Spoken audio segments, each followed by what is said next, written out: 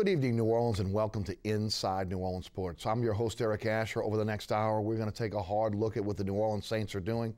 We've got two great guests for you tonight. Katherine of NOLA.com and the Times-Picayune. She is the beat writer for the New Orleans Saints. And John Hendrix, who is part of the editor of the WhoDatDish.com and part of the Fanside network of sports writers. And welcome to the show. Appreciate you guys coming down, as always, on just a tremendously busy week for everybody involved. And we'll start off, as we always do, kind of asking you guys a little bit about your news organization, what you're involved in. And Katherine, tell the folks a little bit about the Times-Picayune and what you guys are involved in. Well, like you said, it's been a very busy week. But, you know, I work for NOLA.com and the Times-Picayune, and basically we've just been all over free agency as much as we could be this week.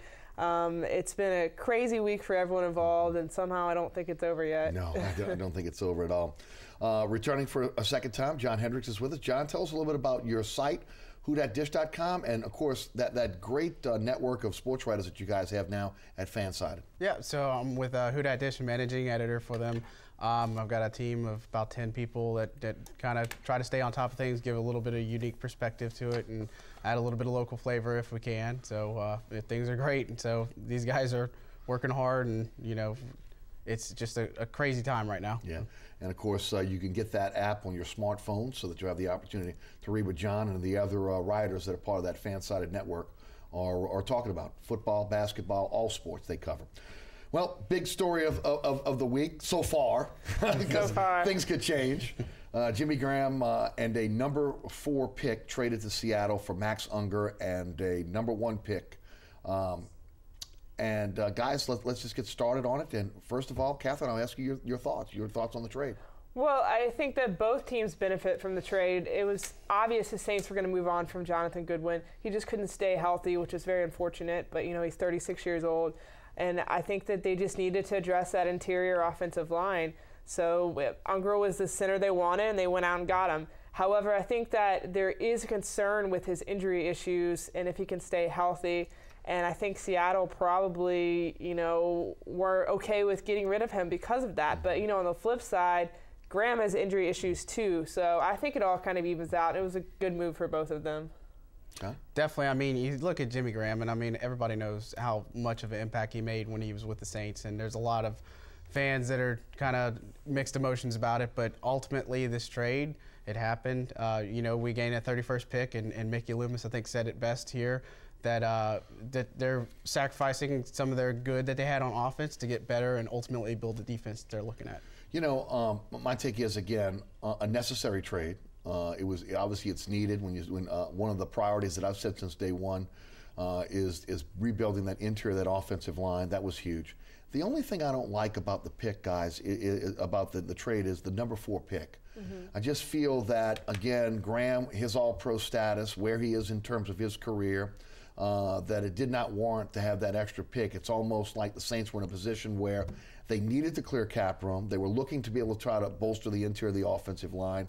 And the Seattle Seahawks kind of knew that, and maybe, again, had them sweeten the pot some to get the deal done. You know, that number 4 traditionally has been a pretty decent pick for the Saints in their history. They've done a pretty good job under the Peyton era. Yeah, that was a little bit surprising to me, but I also don't think they went into these talks, you know, looking to move Graham. By all accounts, it seemed like everyone thought he'd be back next year. I know Jimmy certainly thought that, and I don't think the Saints had an intention of shopping him until maybe late in the game or right before free agency. But I do think that Graham's work kind of speaks for himself. I think he's worth a number 1 pick by himself, but, you know, obviously both teams thought this was a good trade. So, and they kind of got it back. They got a 5th-round pick back today. So I guess it almost evens out. Right. Yeah, I mean, when you look at it, you're looking at a 4th round, and you look at the glaring list of the Saints' needs this offseason. You got to get an edge rusher, you got to get interior line, you got to get all these different things, secondary, which they kind of addressed for today. And you look at it and think that 4th round pick could be something that they could use. I mean, they get the 31st back, which is going to help them ultimately, but a little bit rich. Yeah. A little bit rich. The dead money is the issue here. Again, about $9 million in dead money. They only cleared about $2 million on the cap. They've made some other moves and deals, and we'll talk about those as we go forward today. But about, $27 million now comes off the books over the next 3 years. So it gives them some cap flexibility, at least going forward, in terms of rebuilding the team. And then, again, I've been questioned about it really since the trade has happened. I'm sure you guys have as well. People want to question why Graham was traded, but when you look at the tradable assets on this team, he was one of the few guys that again, that the Saints would be able to trade on the open market and get something substantial for him. Well, the Saints really don't have that many guys that they can trade. Just like you said, Junior Galette's contract is just too massive for what he's going through right now with the legal issues and things like that. Cam Jordan only has that 1 year left. You can't move Drew Brees. Even though it's been stated a lot, it would be $14 million in dead money this year, and they're not trading Drew Brees anyway. And, they have maybe some of the younger guys, but there's just not that many people that could command what Graham could command, I think.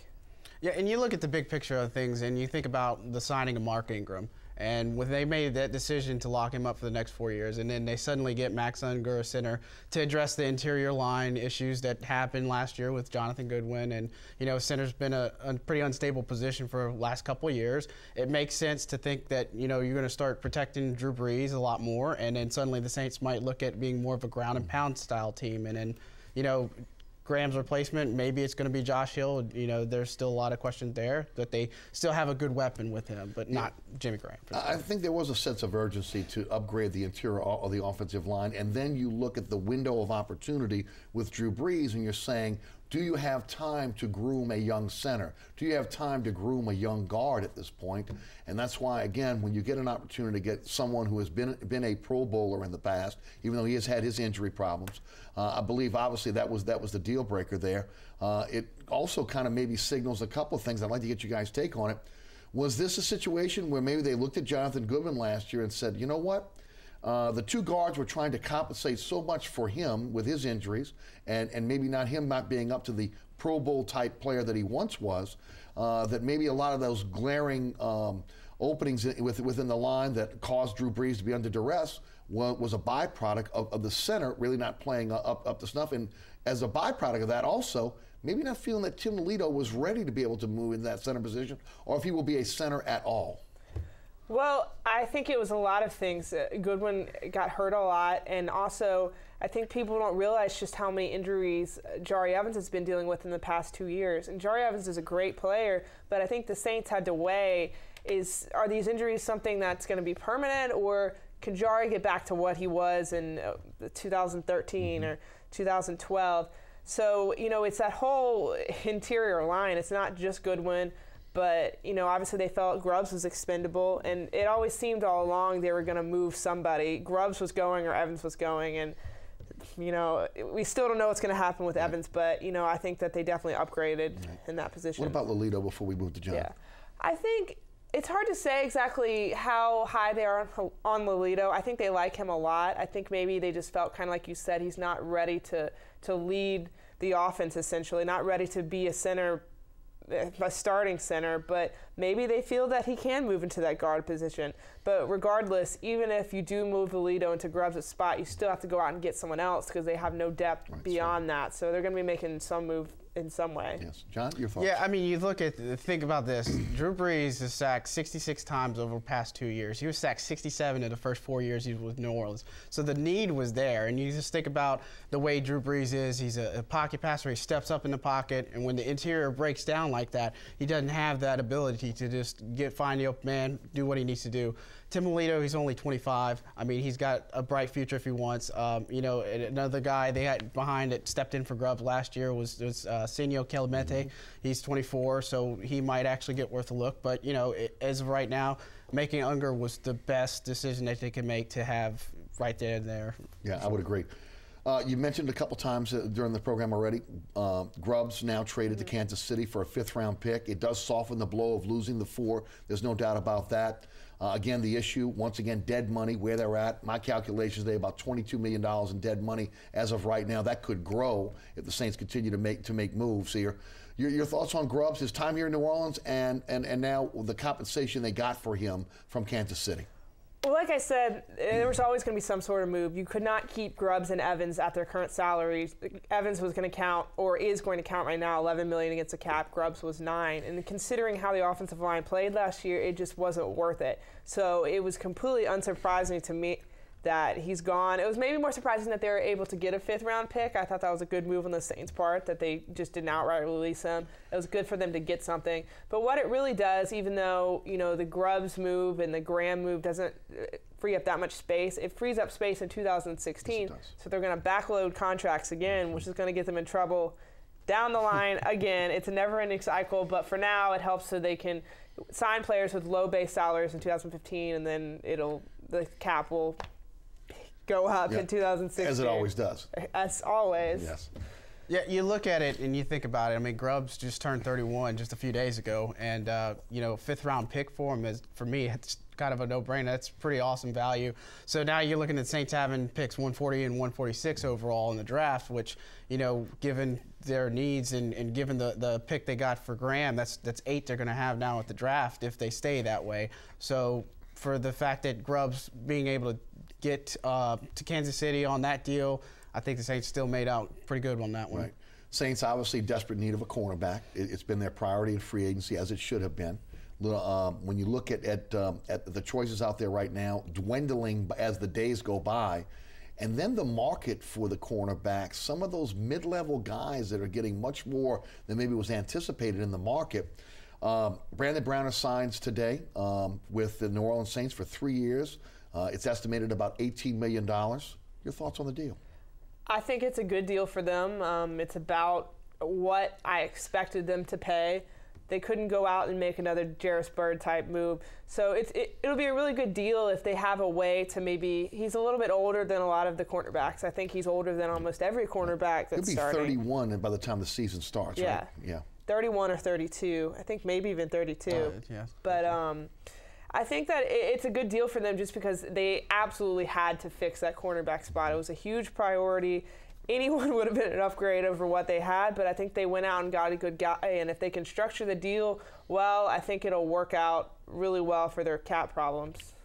Yeah, I mean, Brandon Brown is a great signing. I mean, we've always talked about that one corner that can be opposite of Keenan Lewis, and we thought last year in the offseason when we got Champ Bailey that we might have a shot with it, but suddenly you bring Brandon Browner into the picture, and he has a huge size. He's 6'4", 221, and you look at some of the wide receivers across the NFC South that you're going to have to match up with the Julio Jones, Kelvin Benjamin, and Mike Evans, and Browner's really excellent at getting defenders onto the outside towards the sideline, not make plays. So given if Rob Ryan looks to play, 3-3-5, he's got safety help over the top. So I think Browner is going to be an excellent fit.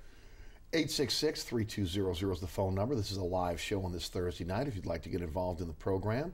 Again, Katherine Terrell of NOLA.com, the Times-Picayune, John Hendrix of WhoThatDish.com are our guests tonight. I like the deal. Again, when you look at where they are, I don't like the age of Browner at this point. I don't like the off-the-field issues at this, again, that they're dealing with, especially when they're looking to purge themselves of maybe some problem children within that locker room. But they needed a big corner, especially when you start looking at the type of receivers they have to deal with just in the NFC South with Tampa Bay, Atlanta, you can even say Carolina. That to me was a definite need. And then again, just kind of the guys that I thought they would target early that came off the board quickly for a lot more money than the Saints could really afford. So again, when you break it down like that, at least on the surface, it looks like a good deal. Tramon Williams visits but leaves, more than likely, in my opinion. That means he's probably not going to sign with the Saints. Probably not. I couldn't see them shelling out money for a free agent cornerback only to have him play nickel. But with the way they use their defensive backs, it is a possibility, especially since Patrick Robinson seems to be attracting interest from other teams. Which is amazing. Yeah, I don't know what they're going to do about Corey White. Hey, well, he did play well in a defined role. Great slot. But I don't exactly know what they're going to do with the rest of their defensive backs. Yeah. So, who knows? Maybe they want a really good nickel. It would be interesting if that was the case. Yeah, you look at it and look at the roster, and, behind Keenan Lewis and Browner now, you're looking at a lot of young guys. You're looking at Stanley John Baptiste entering his second year. Brian Dixon enters his second year. You're just suddenly looking at all these pieces, and you still have Corey White hanging around too. Just a lot of uncertainty past it. So on the surface, it's great that you got those two corners outside. But after that, if something happens, an injury, suddenly we're wondering what's going to happen after that. Yeah. I've talked about it on my radio show, and again, it's been almost taboo to even talk like this about Upper Saints management, about personnel moves with the Saints, because they've been, again, let's face it, under the Peyton era, they've been a winning organization. But there's been a move to be able to, their pattern all along, their MO all along has again been backload contracts. And then eventually, when those contracts balloon, to try to go to that veteran and ultimately ask that veteran to give back some money or to restructure the deal. I think one has to begin to question now the management style of both Payton and Loomis when you get into these cap situations, when players don't work out, when you're in a situation where now you have to totally dismantle maybe in a lot of cases some veterans that, again, were contributing, guys like Curtis Lofton, who again in his time here in New Orleans has done nothing but produce, even though again $9 million for a player like that is a lot of money, but that was the way that the contract was set up. Your thoughts? Is it something now that, again, fan base, the media should start to question on the way they're handling these contracts? Because in the past it was Mickey Loomis walks on water. I think that the way they structure contracts is really, it's not normal. Most teams don't structure contracts the way the Saints do. The Saints do a lot of things to get under the cap for this year, but that's why they're constantly trying to get under the cap. They're constantly having cap issues. And if you look at the roster from 2 years ago to now, they've basically purged at least half of their defense, probably more. I don't even have a number count. And it really put a dent to the locker room last year. So the Saints are banking on the salary cap jumping every year, but it's still not enough.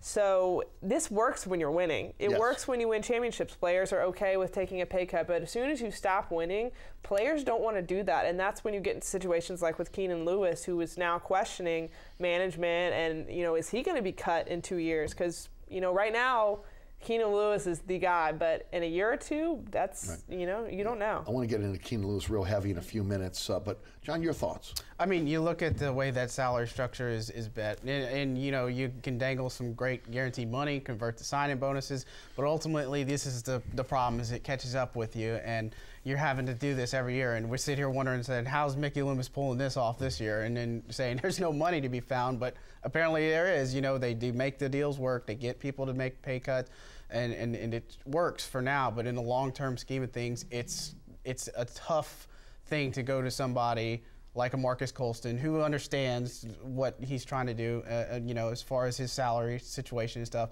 ask him to take a pay cut and him to be okay with it. Now, he did that, but, it's a structure that's kind of hurts for a lot of locker room noise and everything. I would agree with you, and I would agree with you, Catherine. Again, when you look at when you're winning, it's not a big deal. The players want to be in your organization. They want to be part of the system. They're willing to maybe give something back. They're willing to restructure to be able to bring in other players.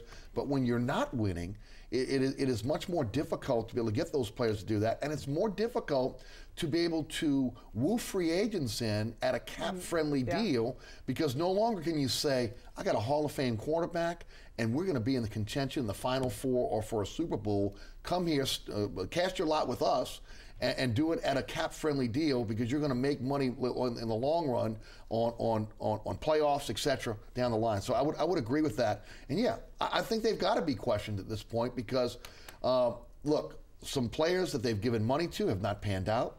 Players have gotten a little bit old, have gotten older, sometimes before our very eyes. And again, when you get to the end of that contract, that cap hit is so tremendous, and that's why we're looking at all this dead money right now.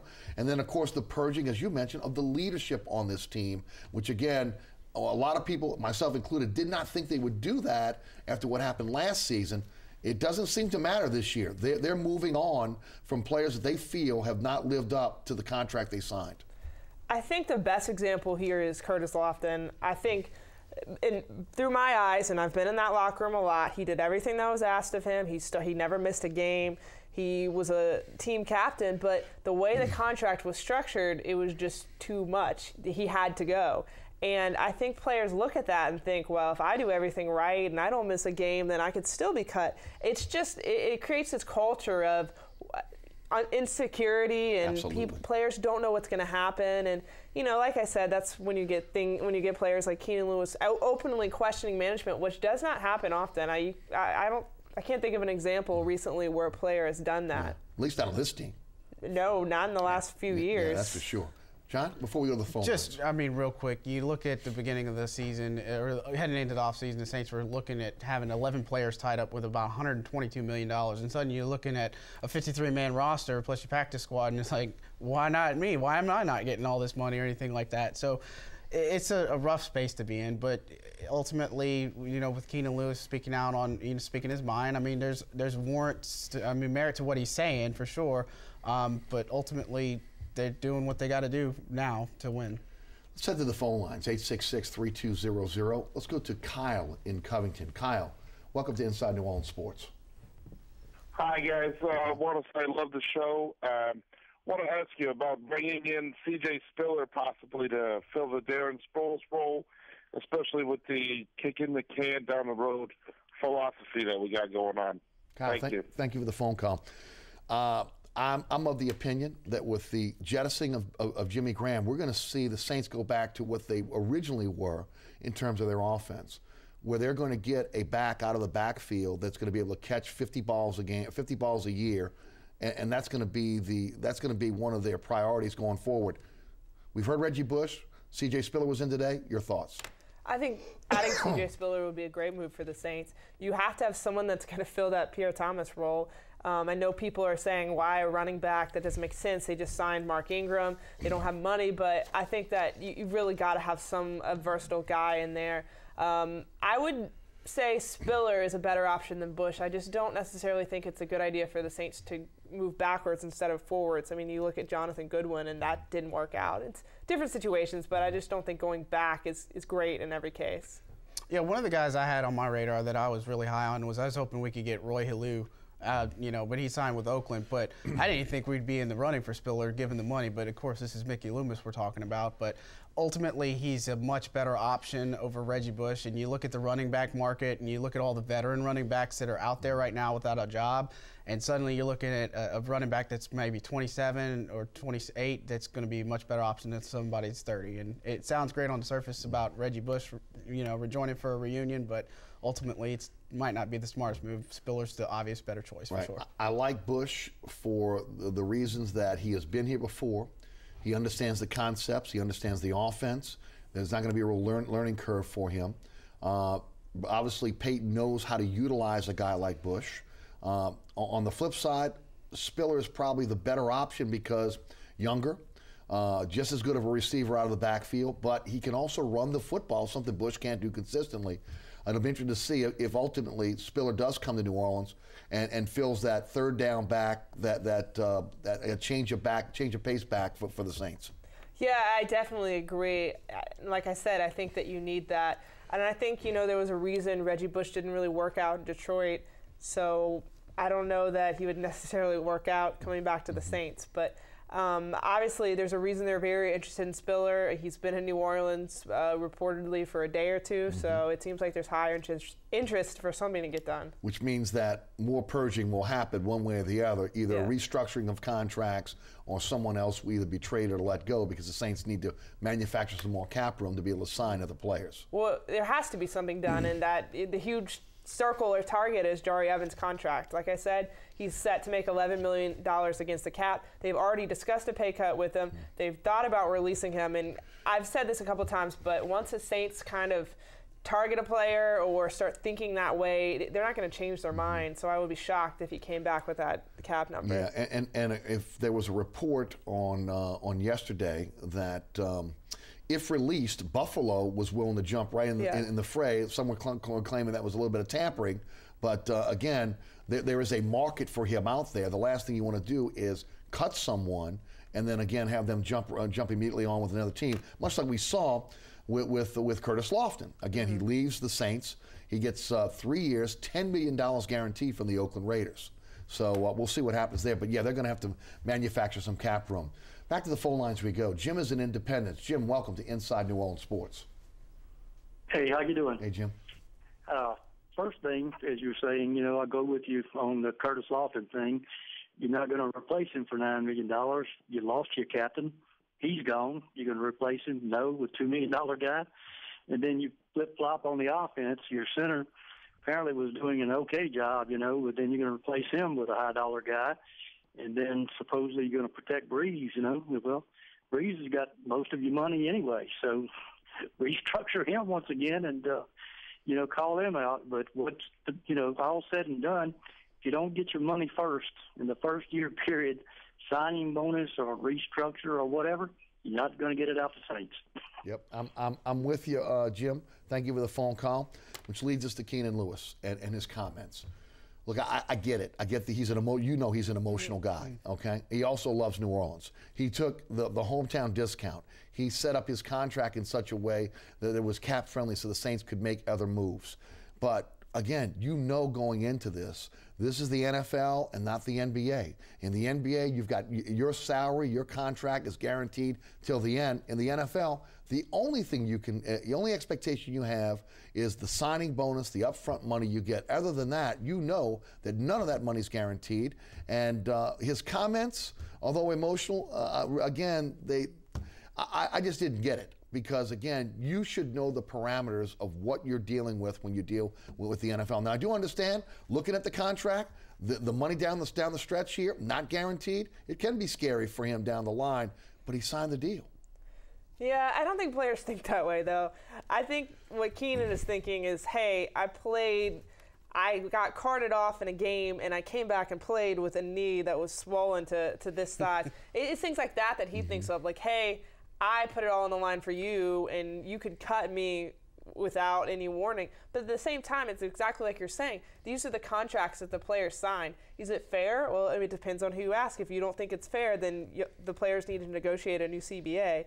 So I definitely see his point, though. I see that he sees all these players just leaving left and right, and it just means there's not a single person in that locker room that is safe. Anyone could be cut at any time, and it's scary for a player that kind of wants a little bit of stability. Yeah, which again, Yahoo Sports has reported today that the Saints are shopping every player on that roster with the exception of Breeze and Cooks, but yet Michael Bailey, editor of Roto World, a couple days back when the free agency frenzy started, reported that teams were inquiring about Drew Brees and the Saints were listening. So, again, is what's right, what's true, what's not true. It's hard to tell in this world of internet, but it'll be interesting to see what happens. Your thoughts on Keenan Lewis? Yeah, I mean, everybody knows that Keenan doesn't leave anything out on the field. And, it was evident when you look at the playoffs in 2013 when he was ruled out and he wanted to just find his helmet to come back in the game, but they ruled him out with his concussion. And,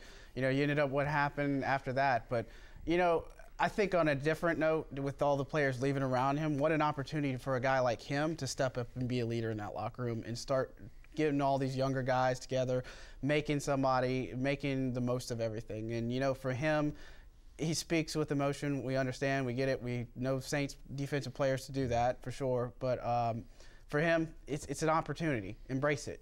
Be a leader in the locker room. Do what you got to do. You're watching Inside New Orleans Sports each and every Thursday night with our live broadcast right here on WLAE-TV. There's a rebroadcast every Friday night at 10 p.m. right here on WLAE-TV and also on Pelican Sports Television in New Orleans, Baton Rouge, and Lafayette at a new time, 9 p.m. each and every Friday night. Katherine beat writer for the New Orleans Saints for the NOLA.com and the Times-Picayune, along with John Hendrix, managing editor of Who Dat Dish, are our guest. 866-3200 is the phone number. I'm your host, Eric Asher. We'll be right back after these messages.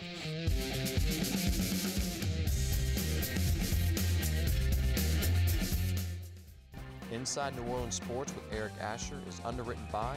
Located on Lake Pontchartrain, Brisbee's Lakefront Restaurant and Bar offers traditional West End favorites, a scenic view, oysters, and numerous tasty options. More information is available at 504-304-4125 or brisbeesrestaurant.com.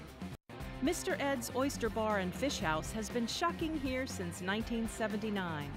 Located at 3117 21st Street in Metairie, Mr. Ed's Oyster Bar and Fish House offers raw, fried, and grilled oysters as well as a range of Cajun and Creole dishes.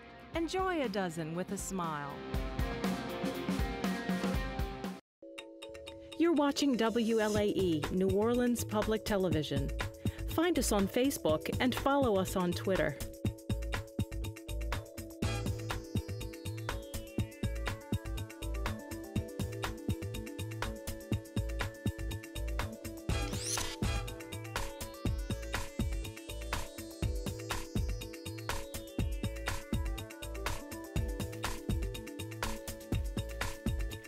Welcome back to Inside New Orleans Sports. I'm your host, Eric Asher. 866-3200 is the phone number. KatherinenTerrell of NOLA.com and the Times-Picayune and John Hendrix of WhoDatDish.com are our guests tonight. Want to ask about the draft, and of course, I mentioned the questioning of the management style, especially now where you see a lot of these, we were looking at the possibility of maybe this happening. We knew this was going to happen, but I think a lot of people thought this would happen maybe 2 years from now, where you see a lot of these contracts that are ballooning, that guys would not be living up to those contracts, and there would be a purge, especially of veteran guys. But with that said, you were able to pick up a first-round pick from the Seattle Seahawks, a fifth-round pick from the Kansas City Chiefs. But again, one has to question this regime in terms of their ability to be able to hit on the drafts. I've gone back, I've done the research. Those that watch this show or listen to my radio show know 06 and 13 were two drafts in which the Saints they hit gold. One of the reasons why, they drafted early in those drafts. When you get into a situation where the Saints have been winners, you're drafting at the back end of each round. The Saints have not hit on as many players as they should have when you look at their drafting prowess. You're looking at now the 31st pick in the draft to go along with the 13th pick in the draft early, and then, of course, as you mentioned, other draft picks that are going to be coming along later. Can we trust this regime now to go out and to be able to hit? Because let's face it, this is one of those drafts where there's little or no margin for error. They're saying they're going after defenders. They want to upgrade that defense. All of a sudden, the defense is going to get very young, but you got to have some players that come in and play immediately for you. Well, I don't necessarily think they're going after defenders in the draft. I think they might address it now. It seemed obvious that a cornerback was coming soon, if not today, the next few days. They might address the linebacker issue in free agency, depending on how much money they have. But, you're right. They have to hit on this draft. Last year's draft was essentially useless. You can't really judge a draft until 3 years, but this one you can pretty much judge. Now, Cooks was a good pick, but unless John Baptiste kind of lives up to his expectations, then the draft essentially went nowhere. Yes. They already parted ways with Rooks. Sinceri is a good pick, but, it's just they haven't really done much. Don't know what you're getting out of Powell yet? No, you don't, because he's really only been a special teamer. And, of course, Fort is gone. So it was a weird draft, and they really need to rebound this year. And I think they can. There's a lot of really good players in this first round that can make an impact, I think. Yeah, we're going to see pretty quickly. I mean, at 13, a lot of people do edge rushers, and I'm one of them that's done it on my mock drafts and stuff. But, now with the guard situation, suddenly you'll start looking at Collins from LSU or Brandon Scherf from Iowa, potentially looking into that spot, somebody that's going to develop and groom for sure.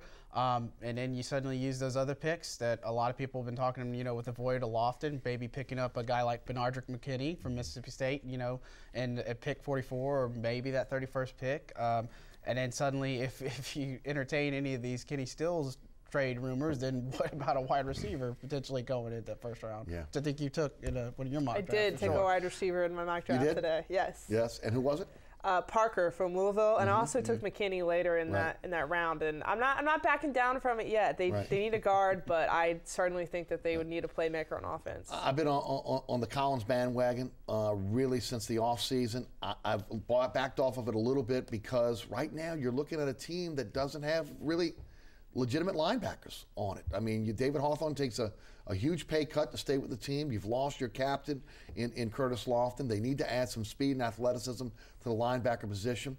They would like to add another corner. I mean, if they don't get another one in free agency. So there are a lot of holes to be able to be filled here. And, I guess the old adage of best player available might be there. And this might be one of those drafts where because you have so many needs that you look at that 13th pick and maybe you trade back to try to get more quality players. It'll be interesting to see how they handle it. We've got a full call board. Let's head to the phone lines. We'll try to knock out each and every one of them. James is in Franklinton. James, welcome. You're on Inside New Orleans Sports. Hi, Eric. Hi to the panel. This is my guilty pleasure. So I've got a general question for all of you. Because the defense in the middle and offense of the middle, I could understand what they did with the center position and the trading of Jimmy Graham. I could understand that because they wanted a draft pick. What's going to happen with that defensive middle? Obviously, it was about as porous as it can get.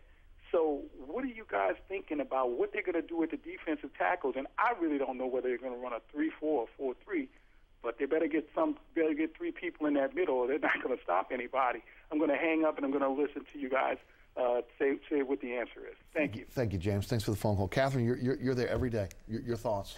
Well, you've got to get more production out of Hicks and Jenkins. I think that they thought Hicks was going to live up to his expectations more than he did. It was basically off the charts going into, I think, the 2013 season, and he really didn't live up to that in the 2014 season. So, you brought Bunkley back. Now you've really got to be on these other guys to live up to their expectations too. Significant pay cut again for Bunkley again this year. A bit surprising that he did it again. And because a lot of us had him gone, honestly, as a cap casualty.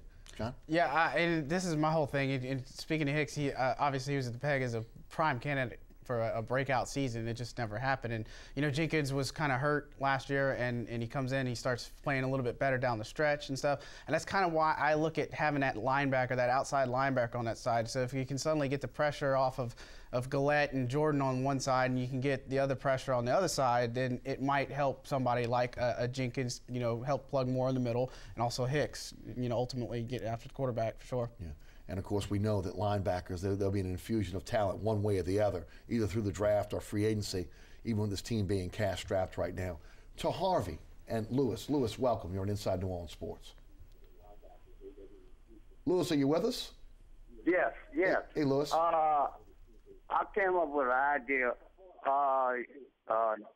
Drew Brees been there quite some time, and he done made you got to quit listening to the TV, Lewis, and go ahead and give us your question. He old. I mean, why they don't get rid of him? Lewis, thank you for the phone call. We knew it was coming. Katherine, I'll throw it to you first. I mean, it's just, he's not restructuring. He's not taking a pay cut. There's a lot of reasons why. Your thoughts? Let me just go through these reasons really quickly. You can't cut or trade Drew Brees because it's too much dead money.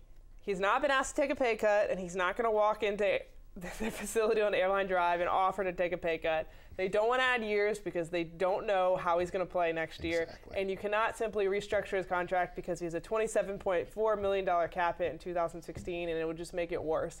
So basically, his contract is going to stay as it is, and they're just going to deal with it. Yeah, I couldn't agree with every one of your points more.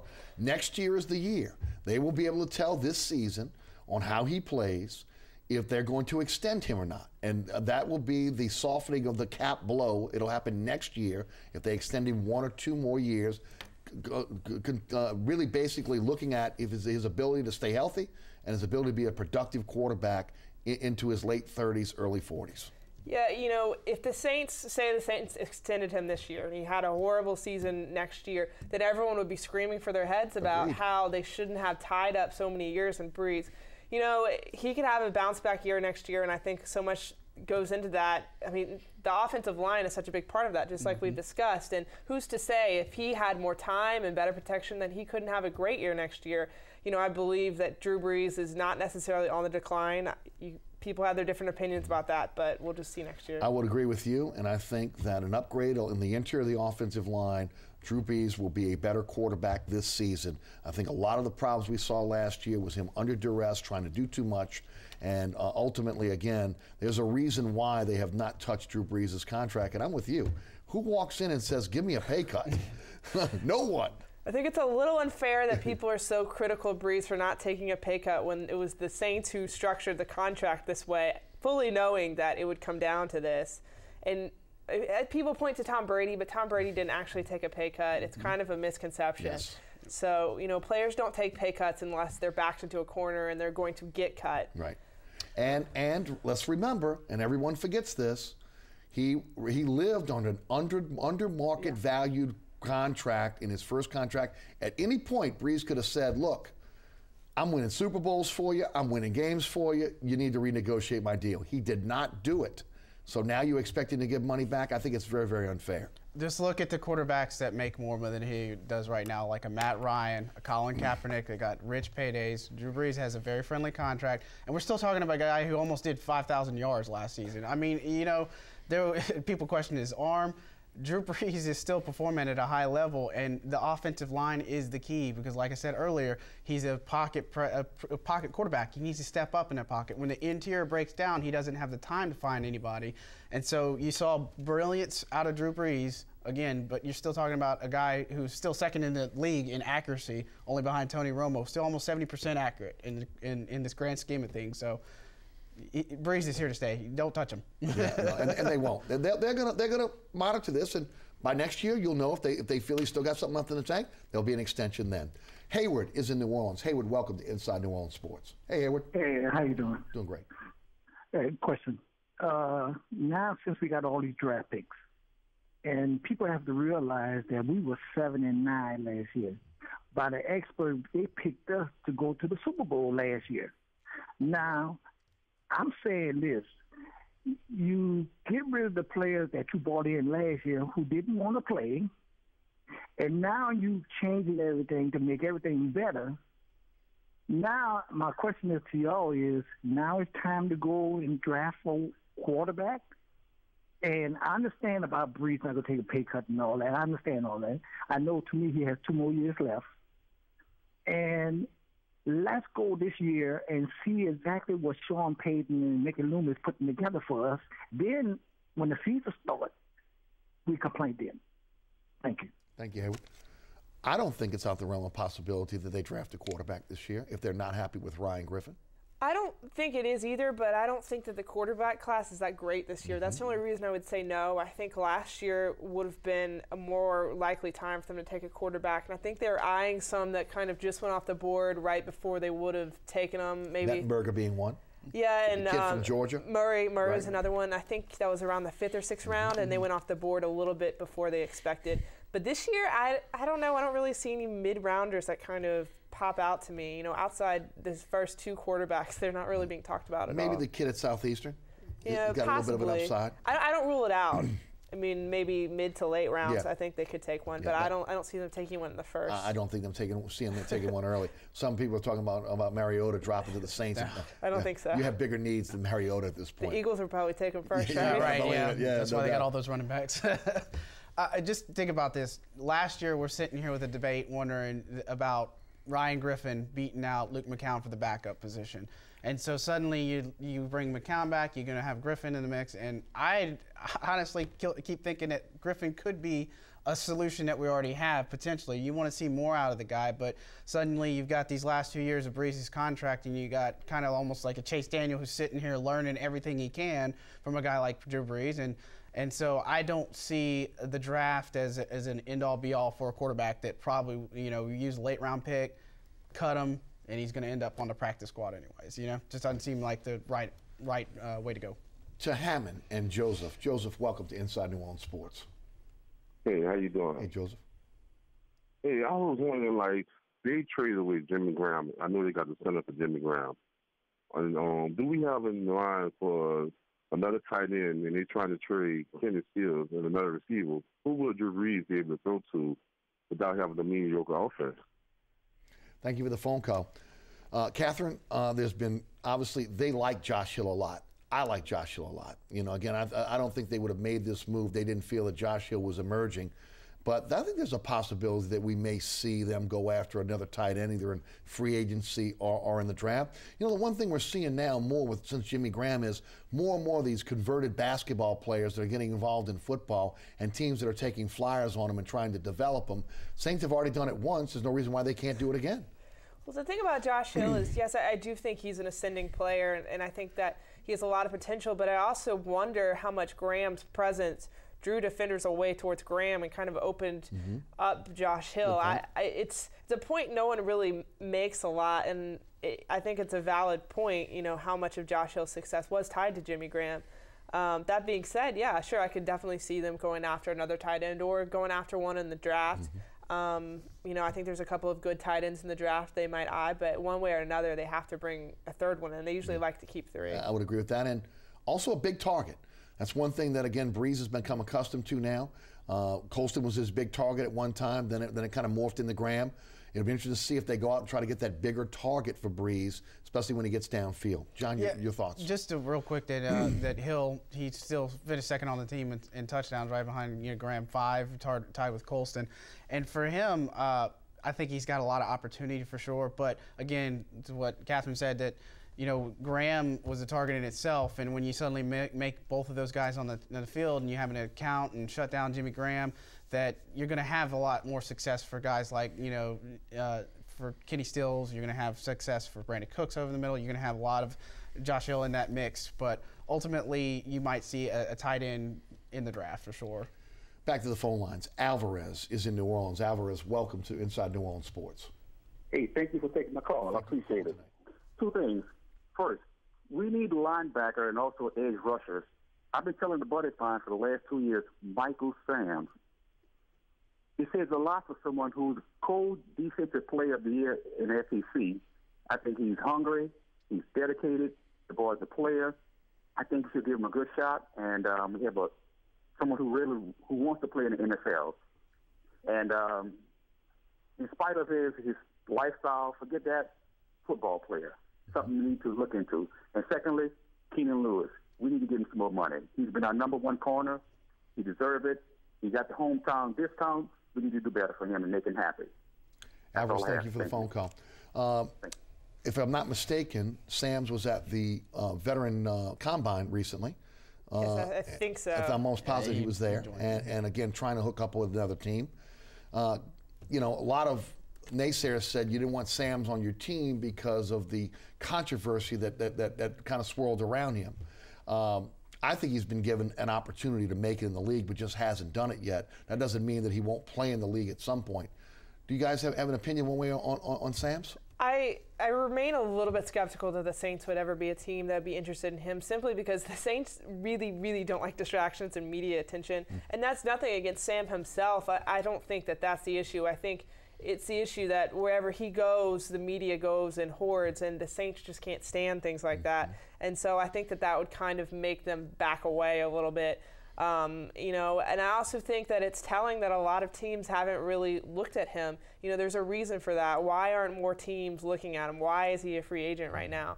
And as far as Lewis goes, I think if you give in to the demands of one player, you create a bad precedent that the Saints don't really want to create. So I'm not really sure that they would kind of give in to what he's asking right now. Maybe, but probably not. Probably had a better shot if he didn't implode on Instagram. Yeah. Probably. And would have done it behind the scenes. I would think that would have probably been the way to go.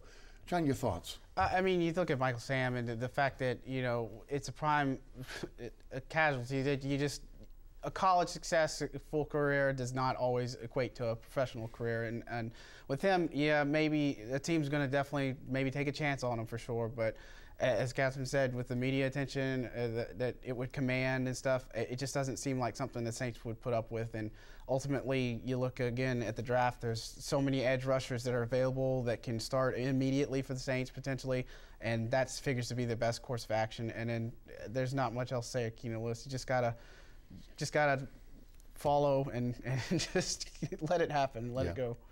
Matthew is in New Orleans. Matthew, welcome to Inside New Orleans Sports. Hey, Matthew. Okay, I think we've lost Matthew. Let's head to the next caller. Why don't you put Matthew on hold? We'll try to come back to him. Let's head to Carl in New Orleans. Carl, welcome to Inside New Orleans Sports. Hey, Carl. I enjoyed the show, guys.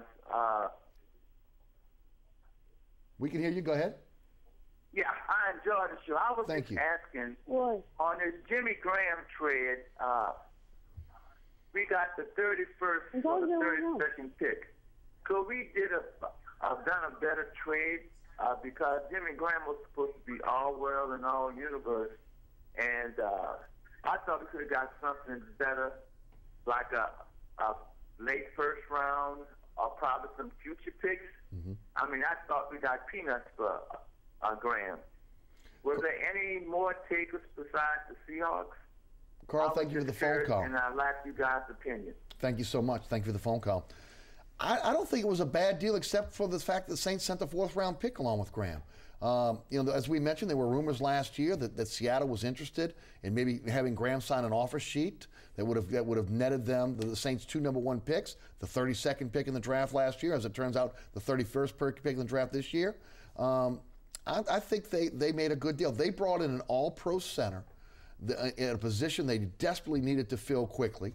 And with the exception of the sweetening the pot, the 4th round pick, I think it was a good deal for both teams. I don't think people realize just how reluctant teams are to give up their first rounders. Sometimes they compare it to giving up a child or a baby or something like that. Teams don't like to do it, and so I always see it thrown out, well, just give them 2 first rounders. It's no big deal. It's a big deal to give up a first rounder, and like you said, they're giving up a very good center. So I think the Saints got a good deal out of it. I don't think you're going to give up. You're going to get much better, especially because Graham has such a huge contract. Teams don't really want to deal with that. But for Jimmy Graham, people would give up a first rounder. But both players are in their prime. I mean, I think that's something you got to look at. I mean, again, Unger a little bit older, but when you get to an offensive lineman, you want a guy around where he is. What is 27, 28 years old?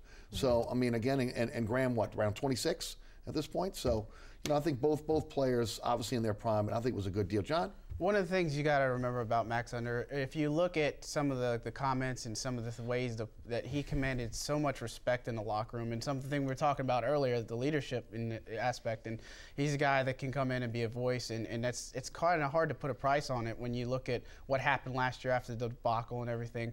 So again, you're looking at, I think it's still a good trade, and you look at Graham. A year from now, we're going to be talking that this is either the best trade possible or the worst trade possible. But you got to remember, Seattle's scheme is a run-first team, and when Graham's first couple of years in New Orleans, he just wasn't a great run blocker, right. But he got better, a little bit last year, arguably. For Seattle, though, he is the weapon now in the passing game because, again, they are weak when it comes to their receiving core.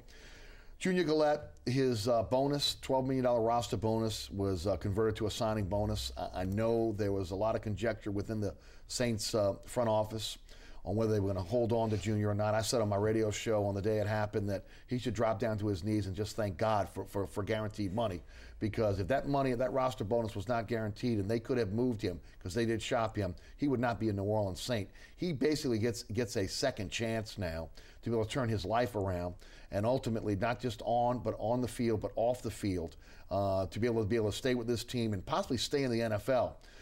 Katherine, your thoughts on this move? Again, from everything we heard, I went on the record as saying I didn't think Junior Galette would be on this team this year. Obviously, the roster bonus and the dead money is the reason why he's here now. He gets at least a 1-year reprieve now. Your thoughts? I think, just like you said, if he hadn't signed that extension, he wouldn't be here. It's extremely hard for the Saints to cut him right now, even if it's the only thing they wanted to do, because about $16 million in dead money would hit the cap immediately, and you just can't work around that. Now, if he gets suspended by the NFL because of the legal issues and because of the arrest, and that's a whole different story, then the Saints might be able to get some of their money back, and then the situation kind of becomes unclear. But, yeah, he's very lucky he signed that extension when he did. And the Saints don't typically extend guys early like that. It's a very rare move for them. So it kind of what my take was that they had Cam Jordan coming up, they have Akeem Hicks coming up, and they were trying to hedge their bets there. They had just signed him to a 3-year deal, but again, with incentives, he could have avoided that deal. And they didn't want to get in a situation where they had to pay 3 of their linemen at one time, coming off a very, very good season. So they rolled the dice on Junior, took care of him in hopes that they got the 5th-year option on Cam Jordan, and both of these guys would produce, and that down the line they'd be able to ultimately reward both Jordan and Hicks and to be able to keep all 3 together. It didn't work because, again, all 3 had a bad year last year, and then the off-the-field issues with Junior Galette. Your thoughts? You just look at it, the big picture. That Rob Ryan's first year he comes in, and the Saints have the most sacks they've had since 2000, and you're looking at Galette being a huge part of that, in addition to Cam Jordan. And you're looking at suddenly this is your future. This is an undrafted guy. He had a great story. Let's pay this guy, and then stuff happens, and you kind of have the off-field issues. So I mean, with everything, given everything, and the suspension is still possible. He's lucky to still be on the Saints. He just he's got to make the most of his second chance. Some can say that the Saints are having some buyer's remorse on some of these contracts right now. When you look at the Jimmy Graham contract, you look now at the Junior Gillette contract, and also, again, one of the rumors that was out there that was reported that on the day that free agency opened, that Cam Jordan was being shopped to every NFL team, that the Giants were very close and taking a hard look at Junior Gillette. He's $6.9 million against the cap, and he's an unrestricted free agent next year. So, I mean, again, interesting to see how the Saints are going to move forward on this, and if they have the faith in a Cam Jordan now that he can be that every down player, that he can be that pass rusher that they need. Yeah, you know, with most of those contracts, the Gillette thing is just very interesting the way it all ended up. I remember the day he signed his contract was also on or close to the day he was named team captain. He was very, very excited about it. His teammates were excited for him, and it just seemed like a good deal at the time. You know, he'd come off a great year, and it all seemed like it was a great deal for the Saints, and it all just kind of spiraled out of control, obviously, as we see now.